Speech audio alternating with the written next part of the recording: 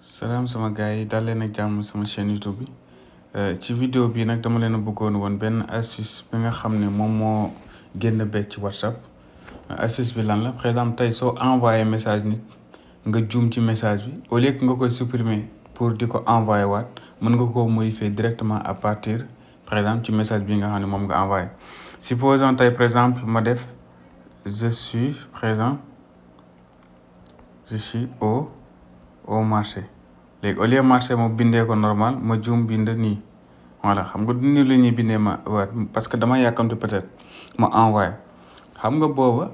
pour nga lii ko da nga daan supprimer message bi pour reprendre ko wala nga ñëw nga bind marché après nga def étoile pour wane na moom nga modifier. léegi nag tey loolu yëpp jeex na par exemple tey su ma ko bëggoon a modifier puisque moom moo am erreur damay ñëw carrément ma def nii.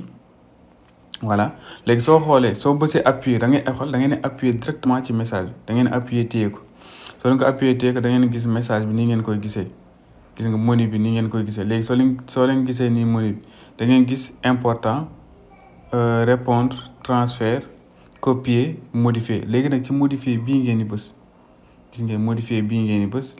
léegi soo leen ko bësee après da ngeen ñëw mën a modifier message bi nga xam ne moom moo am erreur léegi nga def. ok